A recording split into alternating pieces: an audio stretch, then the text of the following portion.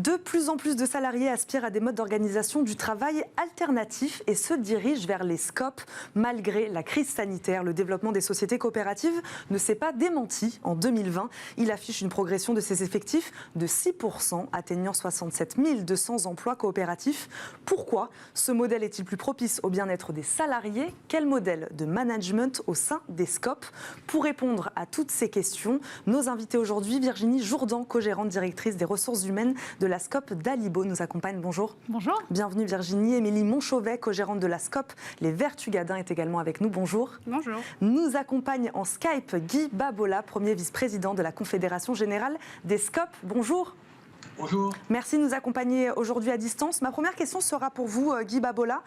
Dans une SCOP, les salariés possèdent au minimum 51% du capital et sont associés majoritaires. Quels avantages découlent de ce système d'organisation du travail ?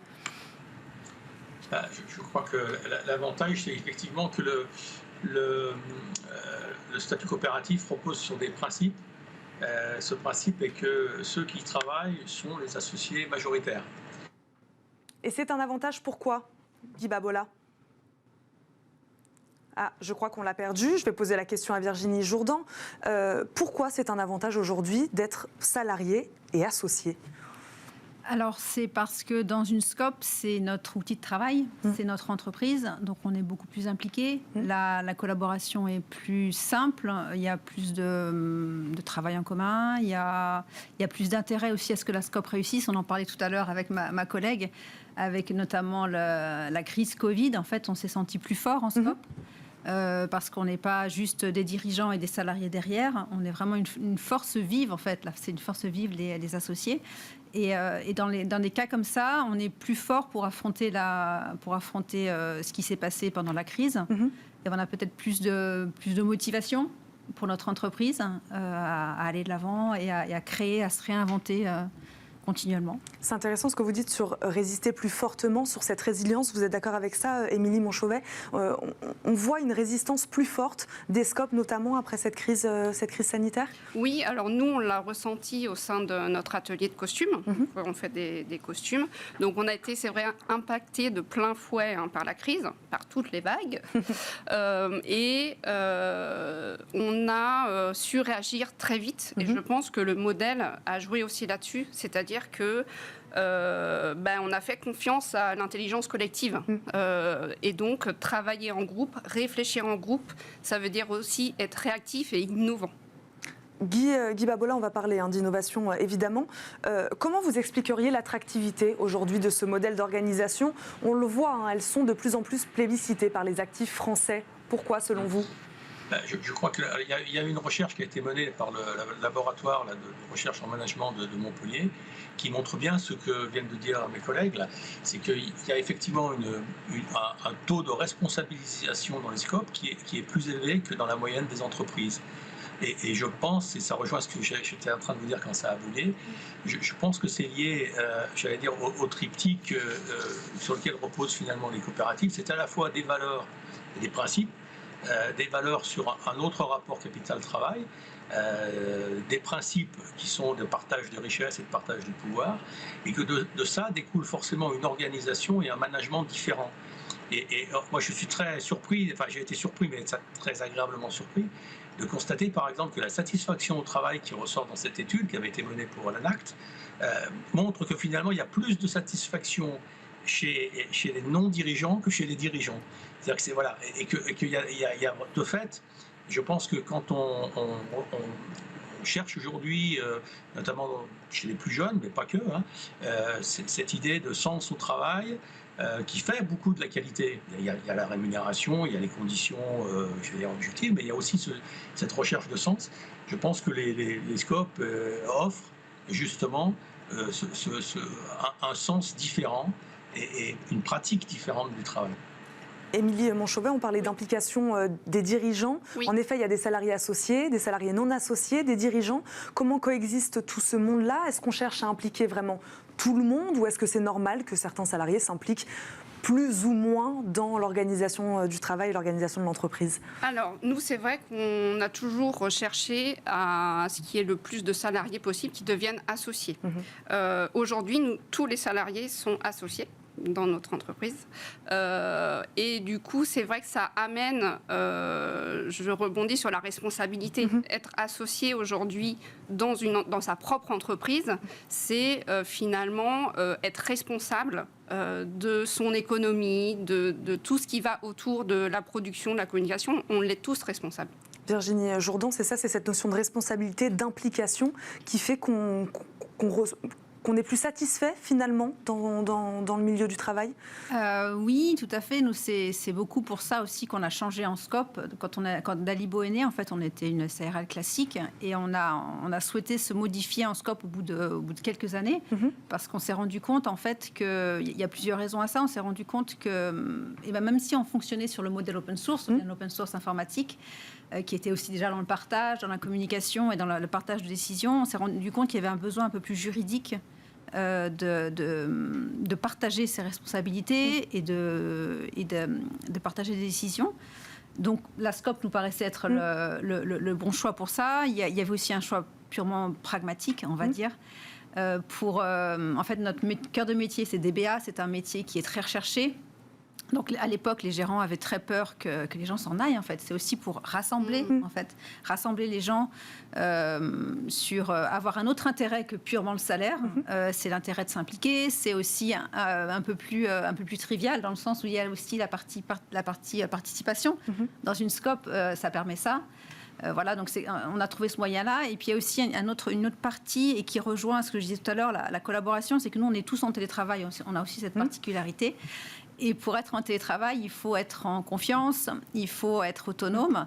Et quoi de mieux que la SCOP qui au-delà du simple bureau commun, permet en fait d'avoir un projet commun. Et quand on a un projet commun, un sens commun, voilà, c'est notre outil de travail, la SCOP, peut-être que j'ai déjà dit. Mais voilà, quand on est ensemble là-dessus, on est vraiment associés. Voilà, ça permet d'être effectivement plus motivé, d'avoir plus envie de se donner à son entreprise. Guy Babola, on entend aventure collective, on entend projet commun. On se pose quand même la question comment s'organise le travail, la prise de décision notamment au sein d'une SCOP. Est-ce que cette participation d'énormément de salariés complique finalement la tâche ? Alors ça, c'est une question qu'on nous pose souvent, mais en disant, mais comment, avec tout ce monde associé, comment vous faites pour prendre des décisions, etc. Je vais vous répondre. Le fait d'avoir des associés n'a jamais empêché les SCOP de prendre des décisions. C'est vrai qu'on peut considérer que ça peut être plus lourd, etc., dans l'amont. Par contre, c'est peut-être beaucoup plus efficace dans l'aval. C'est-à-dire qu'on sait très bien que dans toute entreprise, qu'une décision qui est bien comprise, qui est admise, qui est appropriée par les salariés, elle est beaucoup plus efficace qu'une solution qui est imposée. Et je crois vraiment que ce que vient de dire la collègue là, sur le sentiment de responsabilisation, ça implique aussi un management. Alors, je ne dis pas que le management est idéal dans toutes les coopératives, bien sûr, mais en tout cas, j'allais dire que le système impose un management qui est plus transformationnel, donc qui consiste plus à responsabiliser les gens et à faire porter leur attention sur leur propre intérêt, bien sûr, mais aussi sur l'intérêt du collectif. Et je crois que ça donne une dynamique dans la décision qui, en fait, est beaucoup plus positive qu'on ne le dit. Vous faites le même constat, Émilie Montchauvet, la prise de décision n'est pas plus difficile dans une SCOP parce que le nombre d'acteurs est multiplié Non, alors je dirais au contraire. C'est-à-dire que, justement, pour être réactif, notamment dans la période qu'on a connue l'année dernière, ça a permis des prises de décision très rapides. Nous, on a réussi à s'inventer parce qu'on avait cette possibilité de se regrouper et de réfléchir ensemble. Comment vous qualifieriez le style de management ? On parle donc d'un management. Est-ce que organisation coopérative signifie forcément management participatif ? Pas forcément. Alors, pas forcément. Nous, dans notre atelier, c'est vrai qu'on a plutôt quand même une forme horizontale. Ça ne veut pas dire qu'il n'y a pas de poste d'encadrant, au contraire. Mais en tout cas, je dirais que chaque personne qui arrive dans la SCOP va créer son poste aussi. Il y a ça qui est, je pense, assez important chez nous, c'est que finalement, la personne va trouver elle-même sa place. Virginie Jourdan, on le voit, même si sur le papier, la SCOP, voilà, c'est des salariés associés, toutes ne fonctionnent pas de la même manière, vos deux SCOP ne fonctionnent pas de la même manière. Comment vous qualifieriez le management au sein de Dalibo ? Alors nous, quand on a commencé, on était pareil, très horizontal, on était très collectif, etc. Et en fait, on s'est rendu compte qu'il y avait effectivement les prises de décision qui étaient peut-être un peu plus longues. On se décidait sur tout et rien entre associés. Et au fur et à mesure qu'il y a eu de plus en plus d'associés, c'était pas difficile, mais c'était plus long, on va dire, plus lourd de prendre des décisions. Donc on a mis en place un tas de trucs. On a mis en place un workflow de décision.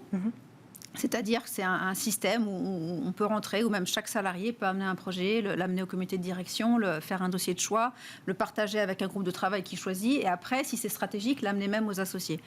Voilà, on a ce workflow de décision. Après, on a mis en place aussi des managers.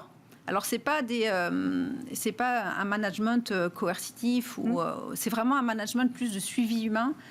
On s'est rendu compte que ça nous a beaucoup aidé pendant la période de Covid, notamment, où même si on était en télétravail, vivre le confinement, c'était pas évident. Donc voilà, les managements, les RH se sont serrés les coudes pour les délégués du personnel aussi, voilà, pour créer un climat de travail en commun à distance plus serein. Donc voilà, on a plus un management accompagnatif, je veux dire participatif. On essaye de faire participer un maximum au sein de toutes nos... On a plusieurs petites structures, on a des agences, on a des comités de travail qui sont intermétiers, on a des groupes de travail aussi. Et tout ça permet encore à chacun de s'investir dans la SCOP, qu'on soit salarié ou associé d'ailleurs. Et voilà, et les managers et les RH sont là pour mettre un peu d'huile dans les rouages et faciliter à la fois le collectif et aussi prendre soin de l'individuel, qui dans une SCOP peut parfois être perdu en fait. Et voilà, donc le management sert aussi à ça, à suivre l'individu. Il ne faut pas perdre cette notion d'individu. Guy Babola, est-ce que vous êtes d'accord avec ça ? J'imagine que oui, mais on sent bien qu'il y a un côté flexibilité dans cette manière dans cette organisation du travail. La SCOP, diriez-vous, est plus flexible, plus malléable ? Oui, elle l'est parce que justement, je pense que la différence quand même en termes de management, c'est que le management, il émane pas d'actionnaires extérieurs à l'entreprise. Le management, il émane de ceux qui travaillent dans l'entreprise. Donc j'allais dire, il y a une légitimité qui est différente. C'est un management référent quelque part et le management dans une coopérative nécessite de garder ce lien-là. Alors c'est vrai qu'il peut y avoir des échecs, bien sûr, hein, c'est comme dans toute aventure humaine, mais globalement, j'allais dire que le système fait que, effectivement, le management s'adapte et étant lui-même le produit de gens qui travaillent dans l'entreprise, il s'adapte et quelque part, il est plus capable de réaction que s'il avait simplement à satisfaire des actionnaires extérieurs. Merci beaucoup Guy Babola de nous avoir accompagnés pour cette première partie du débat. Je le rappelle, vous êtes premier vice-président de la Confédération Générale des SCOP. On va accueillir également en visioconférence Philippe Augéra, gérant de la SCOP sur G-Qual Institute. On va l'accueillir dans quelques instants. On parlait tout à l'heure, Guy Babola parlait tout à l'heure d'une étude. Selon cette étude de la Confédération Générale des SCOP, réalisée auprès donc, de dirigeants et salariés de SCOP, les salariés dirigeants mettent plus de 8 sur 10 à ce sentiment d'empowerment, c'est ce qu'on appelle ce sentiment d'implication au sein d'une entreprise, au sein d'une SCOP. Qu'est-ce que ce sentiment, vous en avez toutes les deux parlé, qu'est-ce que ce sentiment d'implication change véritablement, Émilie Montchauvet peut-être, dans la manière dont on appréhende ces tâches quotidiennes, au travail ? Je dirais que l'entreprise appartient à ses salariés. Le patrimoine de l'entreprise appartient à ses salariés associés. Et je dirais que, nous, d'autant plus, on est dans un métier créatif. On ne se lève pas le matin en se disant on va au boulot. Non, on va sur notre lieu de travail et on prend soin aussi de ce lieu, des gens qui y participent. Et c'est pas seulement je dirais les salariés et les associés, mais c'est aussi toutes les personnes avec qui on va travailler, les partenaires, les clients, enfin ce sentiment finalement de bien-être, il est aussi ressenti par tous ceux qui vont passer à l'atelier. Philippe Augera, on vous est avec nous en visioconférence, gérant de la Scope Surgical Institute. Merci d'être avec nous, de discuter avec nous aujourd'hui. Bonjour d'abord. On parlait de ce sentiment d'implication. Est-ce que selon vous, il change quelque chose dans la manière d'appréhender ces tâches quotidiennes? Est-ce qu'on parle de bien-être évidemment? Est-ce qu'on peut même dire que finalement on est plus performant aujourd'hui quand on est plus impliqué dans son entreprise? Clairement, on a... Au sein de Surgical Institute, ça fait 13 ans qu'on existe. On est dans un domaine très innovant puisque c'est l'informatique pour les dispositifs médicaux, par exemple la robotique chirurgicale. Donc en gros, la valeur qu'on crée pour nos clients, elle est collective. C'est un travail de groupe, un petit peu comme les musiciens d'un orchestre. Mais en plus, l'implication, c'est que les gens de la Scope sont propriétaires de notre outil et ils choisissent un peu le programme musical, on va dire. Donc quelque part, forcément, ils sont impliqués et ça se traduit très simplement par beaucoup de partage d'informations, beaucoup d'échanges et de discussions, je dirais en tout cas. Virginie Jourdan, plus d'efficacité aussi dans la manière dont on appréhende ces tâches quotidiennes au travail? Ces missions propres, vous voulez dire? Oui. Oui, parce qu'on n'est jamais seul en fait. Même si on est tous en télétravail, on a toujours cette équipe autour. Sur plusieurs projets, on peut se mettre en équipe. On n'est pas vraiment, même si on a notre propre mission, on sait qu'on a les autres qui sont à côté. Qu'on soit salarié ou associé, c'est une sécurité, on va dire. Et il y a un fort sentiment d'appartenance entre nous tous. Est-ce qu'on est plus efficace? Oui. Je mettrais un petit bémol dans le sens où des fois l'interne, ce qu'on appelle l'interne, c'est-à-dire quand on participe vraiment à la Scope, quand on est associé, il y a un côté aussi surimplication qui donne aussi du surtravail et qui peut amener à des difficultés parce que justement c'est un petit peu le revers de la médaille de la Scope, je dirais. C'est-à-dire qu'on est vraiment...